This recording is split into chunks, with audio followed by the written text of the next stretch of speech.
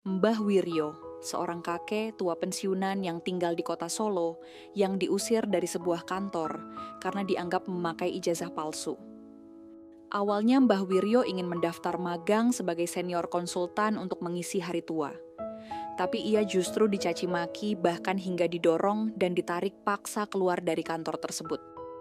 Namun 1 tahun kemudian Mbah Wiryo datang kembali ke kantor itu bukan untuk mengajukan lamaran lagi, tapi untuk sesuatu yang lebih besar, hingga membuat karyawan yang telah mempermalukannya terkejut.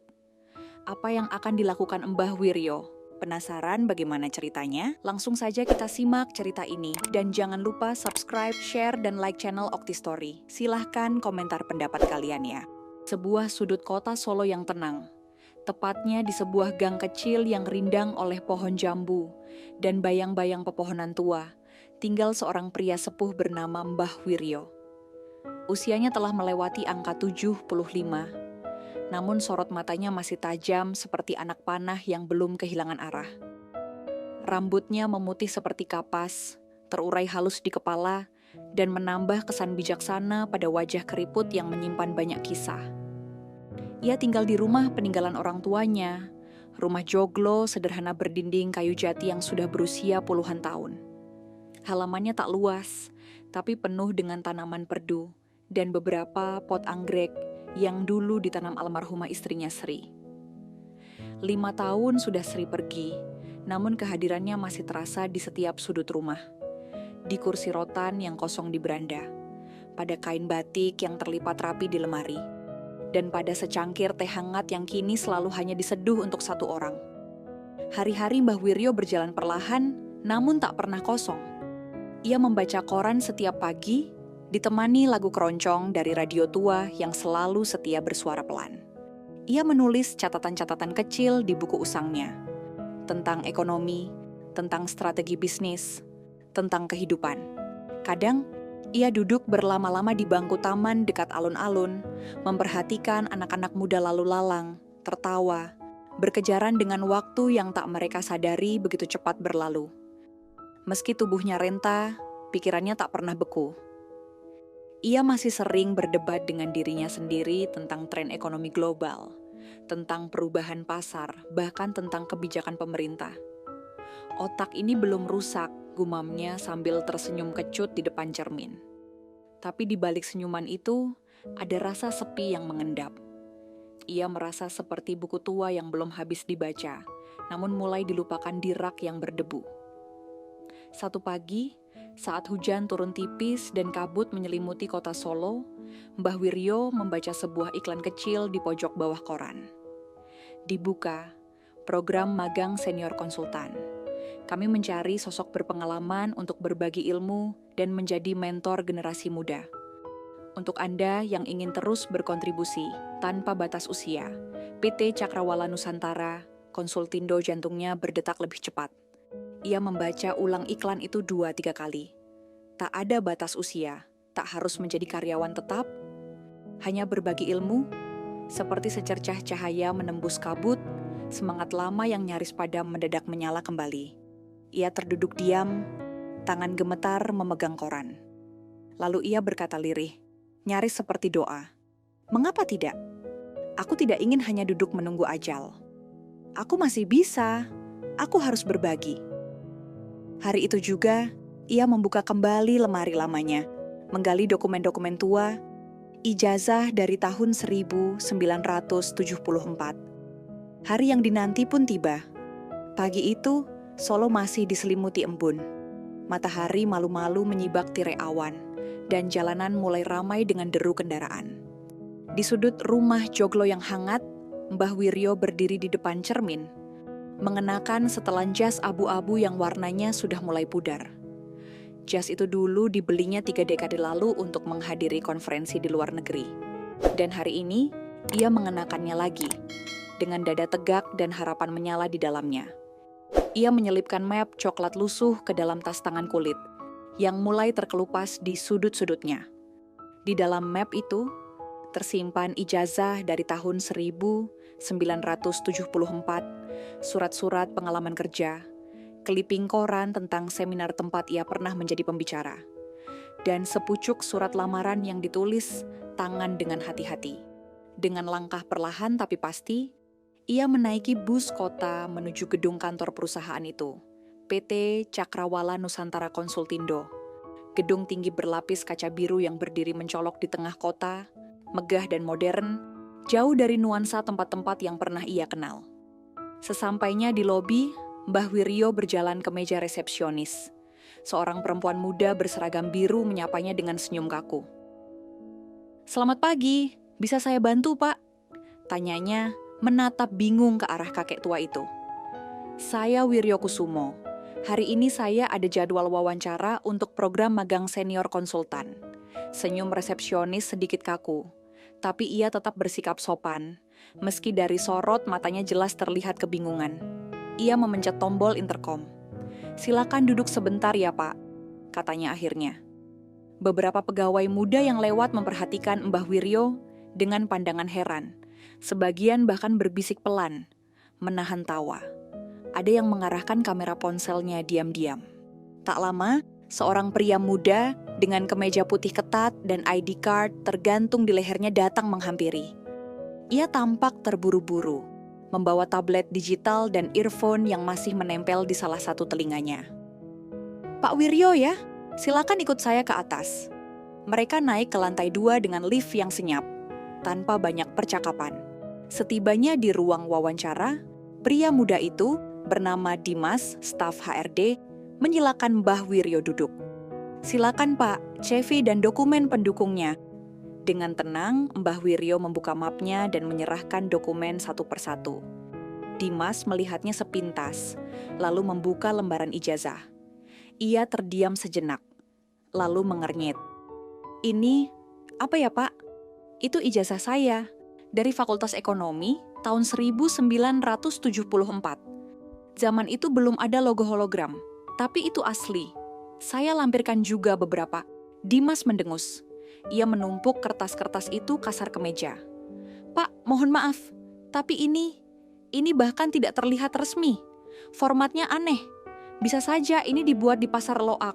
Saya tidak bisa memverifikasi ini." Napas Mbah Wiryo tersendat. Tapi ia tetap tenang, berusaha menjaga suara tetap jernih. "Nak, mungkin bagimu ini hanya selembar kertas usang, tapi dulu ini dicetak langsung dari universitas, dengan stempel dan tanda tangan asli. Namun Dimas sudah berdiri. "Pak, saya tidak punya waktu untuk ini. Perusahaan kami serius, profesional. Kami mencari orang yang bisa membantu, bukan..." "Ya, begini."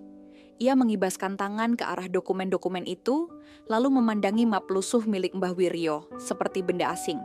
"Kalau Bapak memalsukan dokumen, saya bisa lapor polisi tahu." Kata-katanya meluncur tajam seperti pisau, menusuk langsung ke harga diri Mbah Wiryo, yang selama ini ia jaga dengan susah payah. Hening, hanya suara detak jam dinding dan desingan AC yang terdengar.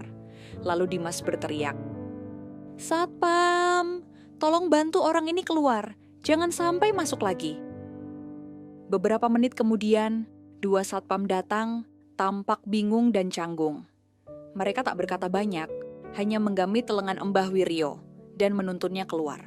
Pegawai-pegawai yang sedang lewat berhenti sejenak, menoleh. Sebagian terlihat kasihan, sebagian lagi hanya menonton seperti menyaksikan drama sore.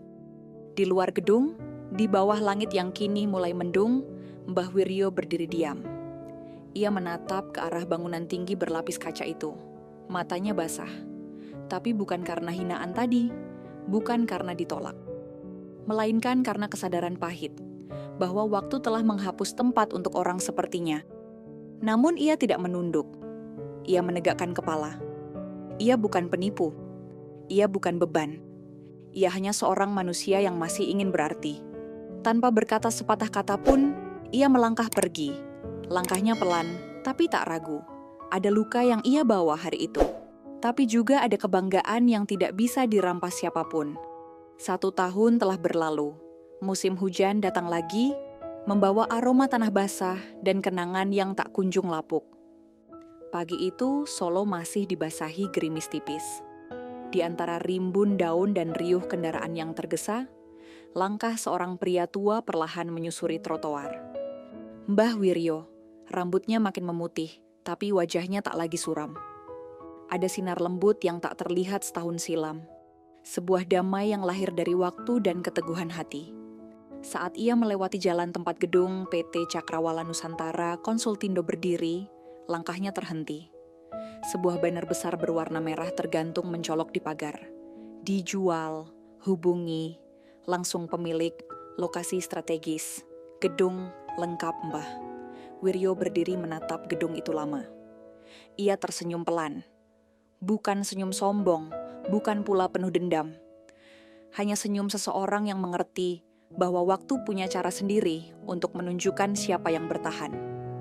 Tanpa ragu, ia melangkah ke pos Satpam. Satpam muda itu berdiri sigap. "Selamat pagi, Pak. Bisa saya bantu? Permisi. Saya ingin bertemu pemilik gedung ini. Mau bicara soal iklan yang dipasang." "Oh, baik, Pak. Silakan masuk. Saya hubungi beliau dulu." Tak lama, Mbah Wiryo duduk di sebuah ruang pertemuan sederhana di lantai dasar. Ruangan itu dulu pernah menjadi tempat ia diusir dengan kasar, tapi kini terasa seperti ruang kenangan yang jinak, tak lagi menggigit. Pemilik perusahaan akhirnya datang. Pria setengah baya dengan mata lelah dan senyum dipaksakan. "Selamat pagi, Pak. Maaf, nama lengkapnya siapa?" "Wiryo Kusumo." Mata pria itu menyipit, mencoba mengingat. Tapi tak ada yang mengendap dalam memorinya. Ia tidak tahu atau pura-pura lupa. Dan mungkin itu lebih baik. "Saya tertarik untuk membeli perusahaan ini. Nama, aset, bangunan, lengkap." Pemilik itu sempat tercengang, tapi cepat-cepat menutupnya dengan tawaran harga. Negosiasi berjalan cepat, lebih cepat dari yang ia duga. Mungkin karena perusahaan itu sudah diambang runtuh, terlilit utang, reputasi rusak. Beberapa klien besar mundur, bahkan isu buruk soal manajemen SDM yang arogan telah menyebar diam-diam. Dalam waktu kurang dari 1 jam, kesepakatan disegel. Mbah Wiryo membeli perusahaan yang dulu mengusirnya. Begitu transaksi selesai, ia berjalan perlahan ke jendela besar menghadap ke jalan. Ia mengamati kota yang terus bergerak, lalu menoleh ke dalam ruangan yang dulu pernah mempermalukannya. Ia tidak tertawa, tidak bersorak, tidak mengungkit masa lalu. Sebaliknya, ia menulis satu memo di secarik kertas. Segera buka program beasiswa dan pelatihan untuk lansia berpengalaman yang ingin kembali berkarya. Wiryo Kusumo, Direktur Utama. Ia tahu, yang dunia butuhkan bukan hanya perusahaan yang untung, tapi ruang yang menghormati waktu, pengalaman dan manusia yang tak lagi muda, tapi belum selesai bermakna. Gedung itu kini tak lagi menjadi monumen kesombongan, tapi akan menjadi tempat yang menampung semangat yang terbuang. Sebuah rumah untuk orang-orang seperti dirinya, yang selama ini hanya dianggap terlalu tua. Beberapa minggu setelah gedung itu resmi berpindah tangan, suasana kantor PT Cakrawala Nusantara Konsultindo mulai berubah. Isu tentang pemilik baru yang misterius telah menyebar seperti angin. Beberapa menyambut dengan antusias, sebagian khawatir. Yang lain, cemas, terutama mereka yang menyimpan dosa dari masa lalu. Lalu pada suatu pagi yang mendung, sebuah pengumuman diedarkan melalui email internal, papan pengumuman, bahkan lewat pesan singkat dari bagian HR. Pengumuman penting. Besok pagi, pukul 8.00, seluruh staf dan karyawan diminta hadir di halaman utama gedung untuk mengikuti perkenalan resmi pemilik baru perusahaan. Wajib hadir. Pagi itu pun tiba. Satu persatu pegawai berkumpul. Ada yang berdiri rapi, dengan ID card tergantung, ada yang masih menguap, dan ada pula yang berdiri gelisah, termasuk Dimas, kepala HRD yang dulu mengusir Mbah Wiryo tanpa ampun. Ia berdiri paling depan, tampak bingung dan penasaran. Di belakang, satpam lama berdiri di sisi gerbang. Tangannya meremas tali pinggangnya. Ia juga belum tahu apa yang akan terjadi. Tak lama, pemilik lama perusahaan naik ke panggung kecil yang dipasang di pelataran depan gedung. Ia tersenyum ramah, meski ada rasa lega dalam nadanya, seperti seseorang yang baru melepaskan beban besar. "Selamat pagi semuanya," katanya. "Hari ini adalah hari penting. Saya ingin memperkenalkan kepada kalian semua sosok luar biasa yang kini menjadi pemilik baru perusahaan ini. Beliau adalah mantan komisaris utama, pernah memimpin salah satu BUMN terbesar negeri ini. Seorang yang tak hanya kaya pengalaman, tapi juga bijak dan penuh visi. Hening, semua mata terpaku. Silakan sambut Bapak Wiryokusumo. Dari sisi kanan halaman, seorang pria tua melangkah perlahan. Tongkat kayu di tangannya berketuk ringan di lantai. Mantelnya sederhana, tubuhnya membungkuk sedikit, namun sorot matanya tajam, penuh ketenangan. Beberapa pegawai yang pernah melihatnya tahun lalu saling menoleh. Wajah mereka membelalak. Dimas berdiri membatu. Satpam itu melongo, wajahnya memucat. Bahkan beberapa staf yang tak pernah tahu kisahnya bisa merasakan ketegangan yang tiba-tiba memenuhi udara. Mbah Wiryo berdiri di atas panggung. Matanya menyapu seluruh kerumunan. Ia tidak berbicara dengan suara tinggi, tidak menghardik. Justru, ia membuka dengan ketenangan yang membuat semua orang menggigil. 1 tahun lalu, katanya perlahan, saya datang ke perusahaan ini dengan satu niat sederhana, ingin berbagi. Saya mendaftar sebagai peserta magang karena saya pikir, meski tua, saya masih bisa berguna. Saya masih bisa membimbing, menginspirasi, mendengar, dan mengarahkan. Ia berhenti sejenak, semua hening. Tapi waktu itu saya dianggap penipu, karena ijazah saya tidak punya hologram, karena map saya kusam, karena penampilan saya tak lagi seperti yang dunia anggap berkelas. Sorot matanya kini menatap lurus ke arah Dimas, dan satpam yang berdiri kaku di antara kerumunan. Saya tidak diberi kesempatan menjelaskan. Saya diusir dari ruangan ini. Dengan hinaan, dengan tangan kasar, dan dengan anggapan bahwa usia membuat saya tak layak dihargai. Suara bisik-bisik mulai terdengar. Beberapa pegawai mulai menunduk. Ada yang tampak menyesal, ada yang malu. Mbah Wiryo menarik napas, kemudian lanjut. Hari ini saya berdiri di tempat yang sama, tapi dalam posisi yang berbeda. Bukan untuk membalas, tapi untuk menegakkan. Karena sebuah rumah tidak bisa dibangun di atas luka. Ia menoleh pada 2 orang itu, Dimas dan Satpam. Kalian berdua sudah saya beri kesempatan dulu, tapi kalian memilih menginjak harga diri seseorang hanya karena penampilannya. Hari ini saya akhiri hubungan kerja kalian. Perusahaan ini tidak akan melangkah maju jika masih menyimpan racun dari masa lalu. Dimas tak bisa berkata apapun. Bibirnya terbuka, tapi tak ada suara yang keluar. Satpam itu menunduk dalam-dalam. Tak ada yang membela, tak ada tepuk tangan, hanya diam. Tapi itu adalah diam yang penuh pengertian. Mbah Wiryo mengangguk ke arah staf SDM. Mohon diproses secara adil dan manusiawi. Tidak perlu disakiti seperti dulu saya disakiti. Lalu ia kembali menghadap kerumunan. Mulai hari ini, saya ingin membangun perusahaan ini dengan fondasi baru, rasa hormat dan kemanusiaan. Tak peduli latar belakangmu, tak peduli usia, selama kau punya niat baik dan mau belajar, kau punya tempat di sini. Lalu ia mengangkat tangannya dan berkata dengan suara tenang namun menggema. Karena pengalaman bukan beban. Ia adalah bahan bakar untuk maju. Dan perusahaan yang hebat adalah perusahaan yang tidak hanya menghitung keuntungan, tapi menghitung manusia. Dan hari itu, perubahan dimulai. Cerita tentang Mbah Wiryo adalah potret menyentuh tentang keteguhan, martabat dan nilai kemanusiaan yang tak lekang oleh usia. Dalam dunia yang kian menjunjung tinggi kecepatan, penampilan, dan sertifikasi digital, kisah ini mengingatkan bahwa pengalaman, integritas, dan semangat untuk terus memberi tidak boleh dipinggirkan hanya karena seseorang telah menua. Mbah Wiryo, dengan segala kesederhanaan dan kerendahan hatinya, menunjukkan bahwa makna hidup tidak berhenti di usia pensiun. Ia tetap memiliki nilai, kontribusi, bahkan kemampuan untuk membangun dan menginspirasi generasi baru. Perjalanan dari ditolak dan dihina hingga akhirnya membeli perusahaan yang pernah mengusirnya. Bukanlah kisah tentang balas dendam, melainkan tentang pembuktian.